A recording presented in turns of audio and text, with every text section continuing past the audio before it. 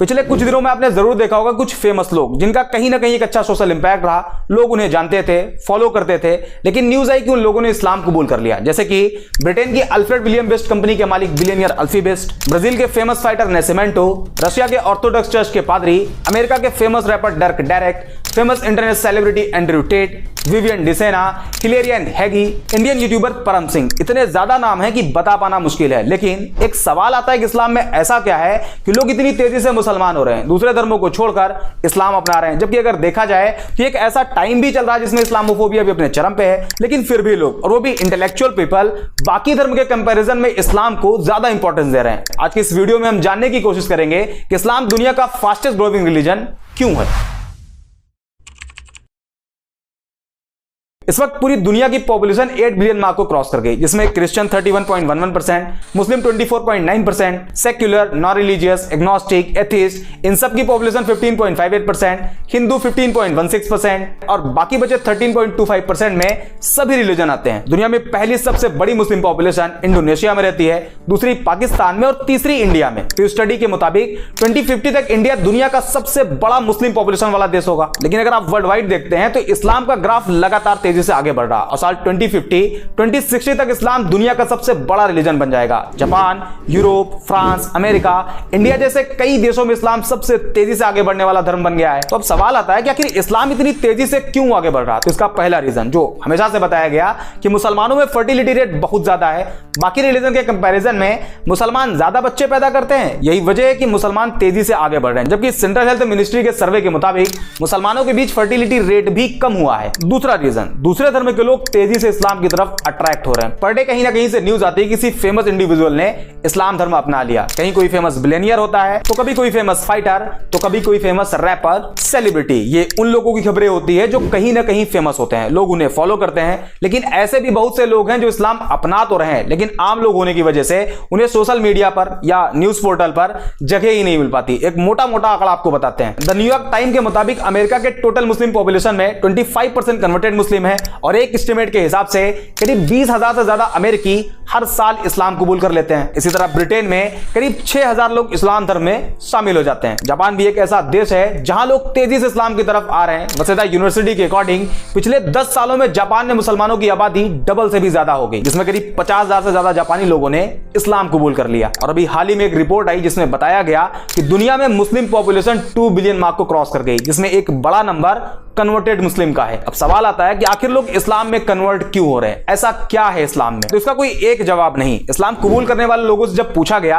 कि आपने इस्लाम क्यों कबूल किया, तो ज्यादातर लोगों ने अलग अलग रीजन बताया। लेकिन एक जो कॉमन रीजन देखा गया वो था कि जब कोई नॉन मुस्लिम किसी ऐसे मुस्लिम के कांटेक्ट में आया जो एक्चुअल मुस्लिम था, इस्लाम के बेसिक्स को फॉलो करता था, तो उसे देख के वो उसकी तरफ अट्रैक्ट होते और इस्लाम के बारे में जानने की कोशिश करते, जिसमें कुछ ऐसी चीजें उन्हें मालूम चलती जो एक नॉन मुस्लिम के लिए बड़ी सरप्राइज होती। For example social equality. बाकी धर्मों में देखा जाता है कि एक इंसान को दूसरे इंसान के आगे काफी नीचा दिखाया गया। जैसे इंडिया में जातियों में बांट दिया गया, उसमें भी कैटेगरी बना दी गई और सबसे कमजोर कास्ट कैटेगरी को शूद्र बताया गया। ऊंची कास्ट के लोग उन्हें अछूत मानते, उनके हाथ का पानी तक नहीं पीते। इसी तरह दूसरे धर्मों में काले गोरे इंसान को लेकर डिस्क्रिमिनेट किया गया, काले लोगों को गुलाम बना लिया जाता, उनकी पिटाई भी होती और उनसे जानवरों की तरह काम भी लिया जाता। ऐसे में जब कोई नॉन मुस्लिम जिसे सोशल जस्टिस नहीं दिया गया था, उसने इस्लाम को पढ़ा और पाया कि प्रॉफिट ऑफ इस्लाम ने किसी बिलाल नाम के काले गुलाम को न सिर्फ आजादी दिलाई, बल्कि आजादी के साथ साथ बाकी मुसलमानों के आगे बिलाल को काबे की छत पर अजान कहने के लिए खड़ा कर दिया। इसके अलावा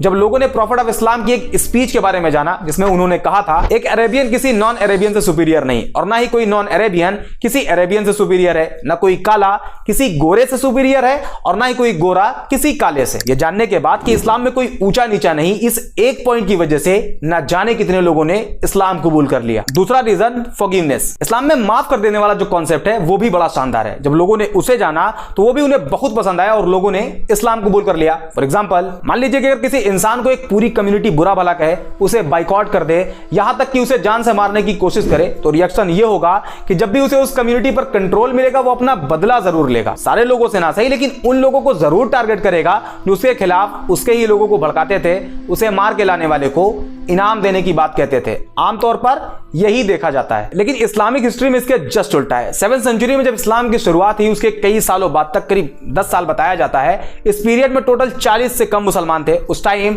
अरब के जो पावरफुल लोग थे वो मुसलमानों को परेशान करते, प्रॉफिट ऑफ इस्लाम को जान से मारने की प्लानिंग करते, उन्हें जान से मार देने वाले को इनाम देने का वादा करते। यहां तक कि उस टाइम जितने मुसलमान थे उन सभी का सोशल बाइकआउट कर दिया गया और 3 साल तक अबी तालिब नाम की एक पहाड़ी पर कैद कर दिया गया। और मक्का के सरदारों ने यह अनाउंस कर दिया कि कोई भी मुसलमानों को कोई सामान न बेचे और अगर कोई ऐसा करता है तो उसे भी नहीं छोड़ा जाएगा। 3 साल बाद बाइकआउट पीरियड खत्म हुआ, लेकिन मक्का के लोग मुसलमानों को अभी भी टारगेट करते। सिचुएशन को देखते हुए 622 ईडी में मुसलमानों को मक्का से मदीना की तरफ जाने के लिए कहा गया, जिसे इस्लामिक हिस्ट्री में हिजरत कहा जाता है। हिजरत मींस माइग्रेशन। मुसलमान मक्का छोड़कर मदीना चले गए। उस टाइम मदीना को यसरब कहा जाता था, लेकिन मक्का के सरदारों का मानना था कि इस्लाम को पूरी तरह से अगर खत्म करना है तो उसके लिए सारे मुसलमानों को कत्ल कर दिया जाए। इसी इंटेंशन के साथ मुसलमान और मक्का के सरदारों की फौज के बीच पहली जंग लड़ी गई, जिसे जंगे बद्र कहा जाता है। इस जंग में मुसलमानों की जीत हुई और इसी हार का बदला लेने के लिए एक बार फिर मक्का के सरदारों की फौज निकली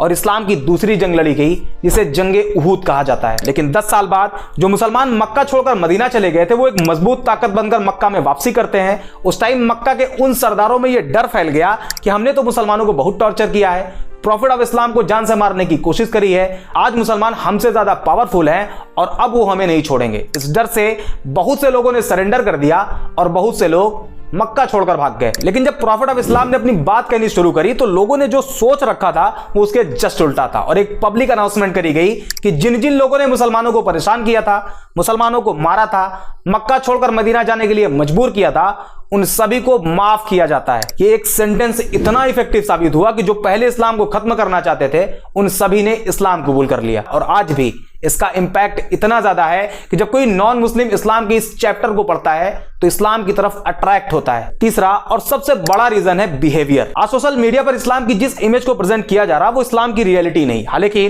मैं ये भी क्लेम नहीं कर रहा कि इस्लामिक बेसिक्स के अकॉर्डिंग सारे मुसलमानों का बिहेव अच्छा है। इस्लाम तो कहता है कि शराब पीना हराम है और शराब सभी बुराइयों की मां है, लेकिन फिर भी आज का मुसलमान शराब के ठेकों की लाइन में आपको लगा हुआ दिखाई देगा। बट अनदर हैंड कुछ मुस्लिम्स ऐसे भी हैं जिनका behave as it is Islamic basics के हिसाब से आज भी है। फॉर एग्जांपल, इस्लाम अपने मानने वालों को कहता है कि अगर तुम्हारे घर में एक रोटी हो और तुम्हारा पड़ोसी भूखा हो तो तुम्हारे लिए जरूरी है कि उसमें से आधी रोटी अपने पड़ोसी को दो।